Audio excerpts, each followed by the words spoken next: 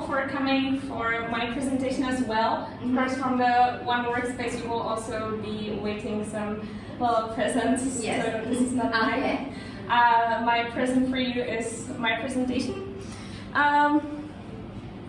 which I realized that it's not that much about remote work, but it's also about remote life. I was thinking whether to present myself.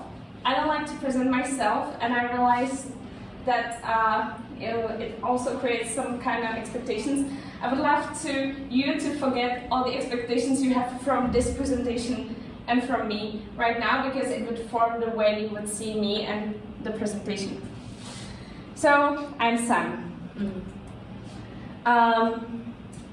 Yesterday, I got a message from my friend who told me something that I'm kind of too complicated and it won't be understood by most people. And I realized that it's perfectly fine because it's myself, and okay, maybe it's complicated to some people, but I don't need them.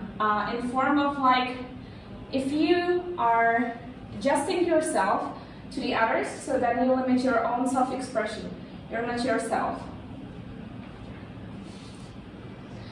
And at some point I realized that the way I live today is very different to the way live people who I was going to the primary school, who I was joining at a high school, at another high school, at a university, at another university. I live a different life than them, and you may do as well. And it's okay.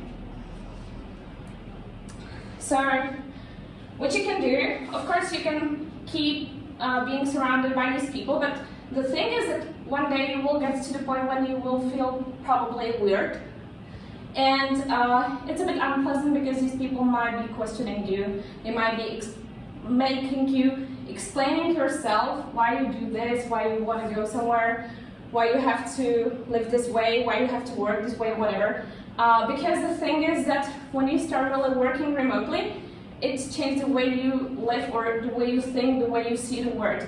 And so I think that one of the best things you can do is to find like-minded community. And I think like you already made a step, you're in Chiang Mai, and this is really great because that way you can meet like-minded people who think the same way, who are similar to you, and this community can support you, and you will understand that you're normal, and you are. You're as normal as some of the people who text me. It's basically about the way that it really changed the way you see life or the way you live. And I was searching today how many there are digital nomads today. So there are 35 million digital nomads as of the last year, which is similar to the Poland population. There are pretty many such people. That's great. And yeah. And the thing is that, as I mentioned, the community, so these like-minded people, they usually stay at different areas. So if you will be staying in a little city somewhere in the middle of nowhere, it's possible that you will be the only one, and like it doesn't really matter at some point, but at the same time you want to be understood. Of course, today you can get to know other such people online, which is very supportive, but at the same time when you can just go to a cafe and there's someone who doesn't question you because they understand exactly the way of your thinking, it's really supportive. So Chiang Mai is definitely one of these places. I create content on LinkedIn. I have over 10,000 followers over there, and I write a lot about remote work as a way to enable you to live a real life. And one of my followers, she lives in New York, she asked me to explain what's the difference between work from home and remote work. So this is my home. I was just preparing myself for an interview about remote work. This is my table in the kitchen. And I live in Tbilisi in Georgia, a beautiful country. 1% taxation on the individual income when you are as a freelancer over there, 0% on blockchain transactions, and so on. And it's really getting more and more popular by other digital nomads, which I'm really happy about. I moved there during the pandemic when the country was closed, and it was almost impossible to get in. And they're very welcoming people, and I really love it. To me, it's much more a home than my origin country, which is the Czech Republic in Central Europe. So this is my computer at home. This is work from home, I would say. This is remote work. This is Bangkok. This is Serbia. This is Adaran Mountains in Georgia, a really beautiful area close to the seaside. Ha Giang in Vietnam. Very good internet over there, by the way. Oops. Yeah, this is in Dubai. It was in March, so I wasn't really happy about it. Istanbul in Turkey. Rome 2020, in different computer. Larnaca in Cyprus. Well, you got a point. So yeah, this is actually the only difference between remote work and work from home. Many people have the remote work condition but stay working at home, or they just go to one place, or like when they want to go for holidays and they take computer with themselves and kind of try to experiment this. It's completely fine to take it anywhere, wherever it takes you. And so maybe at some point, I don't know what's your environment, but I was really judged, which is what I started with. And so there's this question like, if it's okay to live like this, because some people have some kind of expectations toward you, some judgments. It's not always pleasant. Of course, it's about certain self-awareness and self-acceptance and being consistent with oneself. So when you know who you are and you know what you want, you're sure about yourself, it's pretty easy. But yet, when there's too much pressure around you, so it can be really unpleasant. So there's this question. I remember I was leaving the country during the pandemic, like I was moving away, and I realized that it was very easy at that point because there were no events I would miss. Everyone was sitting at home. All my friends, I was not meeting them almost because it was a pandemic, everyone was just locked home, and so it was much easier to leave than when you have this FOMO, fear of missing out, that, okay, I'll leave and there will be something I will be needed, or there will be some event that I will miss. So what would happen if you left for good? I know that there are also many people who are concerned about, let's say, their family. So they don't want to leave the country because they have parents there. And it's completely fine and completely understandable. But at the same time, so you will be sitting at the same place every day just in case. Because the thing is, like, if you really are concerned, so would you really be at your parents in, I don't know, 6 hours in normal cases, or could you live somewhere where you have several times a day a flight, and if something really happens, are you capable of going there and help if it's really needed? It's really doable. Like it's really the age when you do not have to limit yourself because of these things. Of course, there might be some special cases. I don't want to go into that, but like often it's not necessary, and we often think that, oh, other people cannot figure things out without us. They can. What and who would you miss? I realize myself that often it's just kind of fear from, or it's an excuse. I have amazing people back at my hometown or the town of origin. I have many amazing friends in Prague. I have many amazing friends all around the world. And I realize that I can make it out without them. And also another thing is, of course, another thing is that when you move away, when you start living differently and so on, you also change your mindset to the point when those primary school people do not understand you anymore. Don't overthink on the importance. It's actually the thing, like, they're like, especially people who have the tendency to help others or to save others. It's actually disrespectful to others because it makes them mistrusted. Other people can figure things out on their own, even without you. And in the end, you can make everyone the happiest if you take care of yourself, if you self-fulfill yourself. So if you live your life Don't seek the satisfaction outside, because you cannot control the outside. And yeah, I will talk about some things that suck about remote work. But before it, I really want to accept this, and it is that the more I am self-fulfilled, the more I am self-satisfied, the more I'm centered, grounded, I do not miss others, I do not like others in particular space, I do not need to fulfill myself from the outside. And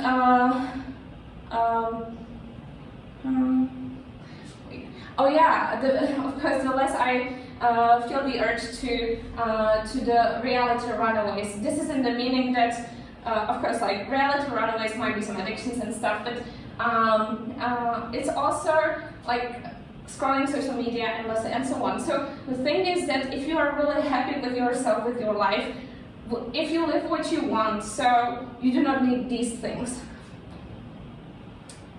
So now I have a little question for you. What's the best place on earth you can imagine? Like, and are you over there, or why you are not over there, and when you will be over there? And it's not only the place, it's also the condition, it's the environment. It might not be only one place on earth. It can be anything. It can be, I don't know, your dream house, your dream workspace, or you swimming in the waterfalls. So there are many waterfalls in the world. And I think the time to make this happen is now. The concept of global opportunism. I really like this. I got inspired by this from my friend Pavel Luptak. He's a traveler, and he visited over 100 countries. He's like over 40 years old. He does many things. And the global opportunism is that you're not searching for example, the best medical care in your city or in the country, but you search for the best medical care in the world, where you think about the value over the price and so on. You may find the, I don't know really what can be the case, but again, like digital nomad space would be here, maybe in Bali, Tbilisi, whatever. Like you would go to the best things in the world, not in the country. Optionality. What I mean by that is that you have the options available, but first you have to observe them, you have to see them, and you have to take responsibility to make them happen. What sometimes sucks about remote work? Keeping on hobbies. I don't know how often you travel, but at some point when you change your space like every 5 days, and you like working out or running or whatever, sometimes it's really hard to keep on because you're tired after the flight, then you have your things everywhere, you don't have a washing machine, it's too hot, it's too humid, whatever. So keeping on hobbies really can suck, and especially when you're also stressed a lot. So I think the sport is a great thing as the example. So what I suggest really to search in advance some things. If you have really problems with it, so make some commitment. For example, book the class for the morning so that you really start with this in the morning, and book it in advance so that you have this commitment, and through this you can actually keep the track going, and it's pretty fine. But I mean, if you struggle with this, I was discussing this with many other people who have the same problem, and it's pretty normal. Despite I really just feel more the kind of urge or the aim to wake up in the morning and go explore and be active because I'm in a new place and I'm so excited about it, so that I don't have that many struggles with this anymore. And also I was aware of it. But yeah, like if you have hobbies, just the fact that you travel doesn't mean that you don't have to, you have to give up on them. Actually, I would start maybe with something different, and it is, I noticed that many adults actually do not have hobbies because possibly, I don't know, at the primary school or at a high school, so some teacher told you, oh, better please just don't even paint or don't draw or don't play a piano or whatever, and then you gave up on all the instruments, you gave up on sport or whatever because you found it boring on high school. So I think that our aim as the adults is actually to go, try different things, and figure out what we like, and then keep doing it. And the more things you find out that you actually enjoy, the more you can actually do. So I like playing piano, but of course it's very difficult when you travel. I just cannot take it to my carry-on. However, in Bangkok I found a nice piano place, so I just booked it via line and I keep coming over there. When I was in Hanoi, in Saigon, so I asked the owner of the hotel whether she doesn't know some piano places, and she told me, yeah, sure, come and play at my home. So even things like piano can be done. I saw that there are many horse riding places around here, and then I'll be also going to Phuket, where there are also many horse riding places. I have an assistant who is searching these things for me. So I keep doing my hobbies despite I travel around the world. So it's not like being a tourist, but it's more like living like a local to keep the habits and our life. What sucks? Expectations. I encountered many people who moved to Georgia, and their first comment on Facebook group was, hey, it's different to my home place. It was mostly Americans who never left their home, and they were only home and then in Georgia, and they were surprised that I wanted this, I wanted to order with this app and so on, and it was different. So I think that's one of the best things you can do while traveling around and exploring is by actually giving up the expectations and seeing really, like, rather observing, like kids, you know. Imagine a little kid who doesn't know the word yet, and so they cannot expect. They're just observing, and by that they're learning. So that's what I actually stated at the beginning. Give up the expectations about the presentation, because when you have expectations, so then you only see what you want. But when you really give up on that and you observe, so that way you are actually able to learn. And I wanted to change the slide. I will talk about adaptability because it also sucks sometimes, and it's related to the expectations. So some people it's not the same in Tbilisi as it's not the same in Istanbul, Prague, Lisbon, Chiang, Bangkok, whatever, New York. So one of the things, despite, I was just reading this idea that animals, what makes us different from animals is that animals are adaptable and humans can create. And this is great that we also can adapt and then we can create, I think.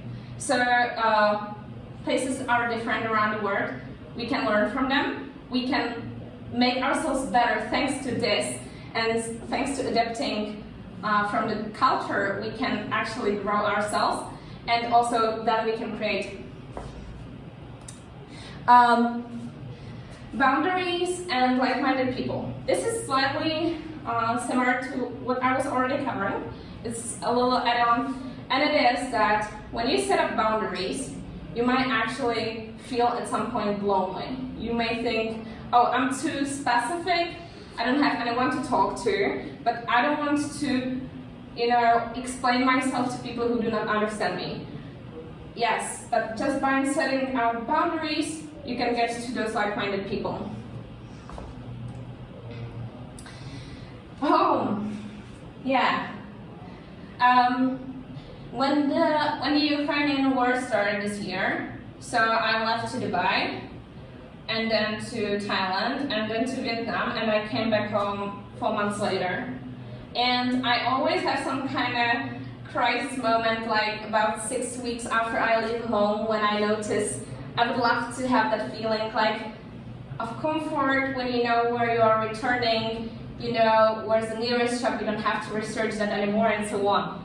But at the same time, I realize it now, I do not miss it at all. And despite I really love my home, so I'm looking forward to it, but at the same time I'm already needless. And I noticed that this, like homesickness, it's actually again related to that self-fulfillment or self-sufficiency kind of, so that when you really have a stronger core within yourself, when you know yourself, when you're really satisfied and you do things that you like, then this kind of like it's not homelessness, rather homesickness, you don't feel it because home is you. And what always sucks, because these were things that that suck on me sometimes, so people judgments, I was already talking about it, but this is something I really wish someone told me earlier, because I started creating more content about remote work. I don't think that nothing's super special, but at 1 month I got to reach 3.5 million people, and of course I got haters. And I was just thinking, like, what the hell could someone just hate about someone who tries to show people that they can live more freely, differently, whatever, and happily, and it's good, and so on. And there were always people who were just, often they are unsatisfied with themselves, and, oh girl, you are young, you better go, not to Dubai, but you should go to the office and just be over there. And these are exactly people who you can completely ignore, and again, you don't have to explain yourself. Some people won't understand, but it's okay, find people who are the same. And yeah, advices, oh my, people love giving you advices on how you should live. Thank you. Cheers. I don't need that. Okay,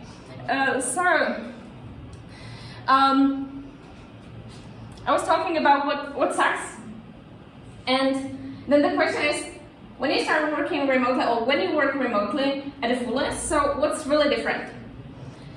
So what's different is time. It's really cool to actually make it as the advantage. You can, of course, there are some not so beneficial time zones, but there are also beneficial time zones.